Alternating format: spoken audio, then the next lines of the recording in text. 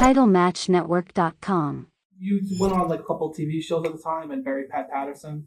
And in your book, you said you're regretful of that whole situation. Yes. You Yes. said to this day Pat Patterson hasn't forgiven you. Is it still Correct. like that? Correct. It's still. Yes. And I was just speaking with The Rock's daughter, Otto, about Patterson the other day, and she told me that it would be the most wonderful thing in her life, because she's close to Patterson, the kid, Otto, and that if Patterson and I could get together in her house and make amends. I said, yeah, I really would, because I did a bad thing when I took him down on the Bill Donahue show. You think drugs had involved with it too? Drugs, yeah, drugs, poverty, and bitterness. Those three things, man. And because I went on there to really burn Vince, and then the Patterson deal just popped in my mind all of a sudden. And I nailed Patterson. I went, oh my God, what did I just say? About Patterson grabbing kids. Oh my God, my wife was crying, out there sitting in the audience, man. Oh my God, because I love Patterson, just awesome. The guy just treated me, and I just grabbed that Patterson's grabbing these kids, and stuff like that. It's not true, and I went, oh my God, man. So justifiably, Patterson, he cut me loose, man. Just what you even say when you see him in the locker room, you just want to say anything to him. Oh no! When I first got back with Vince in SummerSlam in Phoenix 3 years ago, Patterson was there, man. When I walked into the catering room where all the catering is, and he saw me, he got up and bolted. Wow. Yeah, before he left though, Valerie was looking over at Patterson, and I was kind of like this, and Patterson over there sitting with Kevin Nash and different guys, And I went, and she said, man, Patterson was looking at you like, oh man, I love you, what'd you do this to me for, And then I saw Patterson, I was like, I'm gonna make my move. And I got up and went over to Pat, and he got up and bolted, man. I said, hey Pat, and he said, no. He just walked out, man. And then about 10 minutes later, Michael Hayes came back around and said, yeah, he's a superstar. I said, man, Pat, he said, he said, he said that you burned it pretty bad. He just, so okay, I'll tell him I'll stay away. Tell him I'll stay away. I'll give him a space. A lot of wrestlers try to outreach to him about you, trying to. Yes. A lot of wrestlers have tried to be mediators. Even Vince too himself, or no? I don't think so. Vince said that publicly in my book that Patterson, of course, I was not justified in saying that, and Patterson will never forgive me, and he doesn't blame him. Well, I don't blame him either. But it's a sad deal, though. Yeah, it is a sad deal. It's, how life is. Yeah. What are your memories of teaming up with Pat Patterson? Oh, Pat Patterson.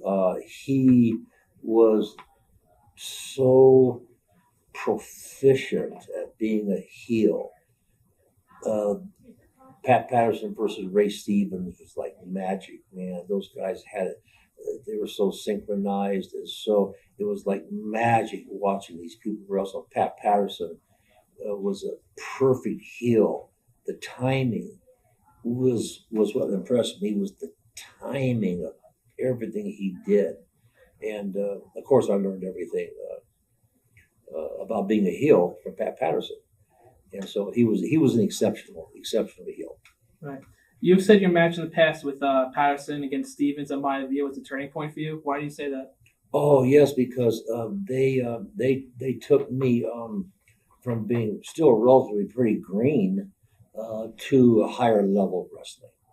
I started out after Calgary, went back to Jerry Graham to Los Angeles, and then Roy Shires heard about me in San Francisco, went up for a tryout match, got the job, and then this level of wrestling was so much far above anything I'd ever done before.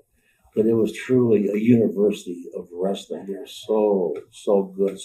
So being involved with these four guys raised my game. Right. The Hawaiian Territory was awesome. The folks there, the fans were great. I remember buying an old beat up, I think it was a '65 Chevy, just to get us guys from the hotel to the HIV center. HIV, HIC center. So, wow, That's a boy. bad center to go to. That's a bad center, isn't it? Uh, Yeah, boy, talking about culture.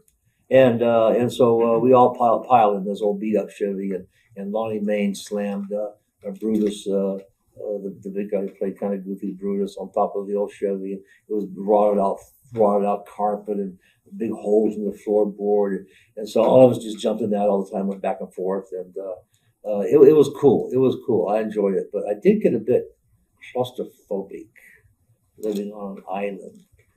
It didn't get to me after a while, but it was fun. It was fun. how involved are you today with the WWE? I'm not really involved anything officially. I'm under contract with my book, my DVD. In that regards, but I'm not any other. I've always told Vince that I'd love to have been help guys with promos. And I did do that with Batista. I did do some one-on-one counseling with him, and some stuff with Randy Orton on my boat tour. Randy Orton came up to me in Boston and said, "Superstar, what do you think I need?"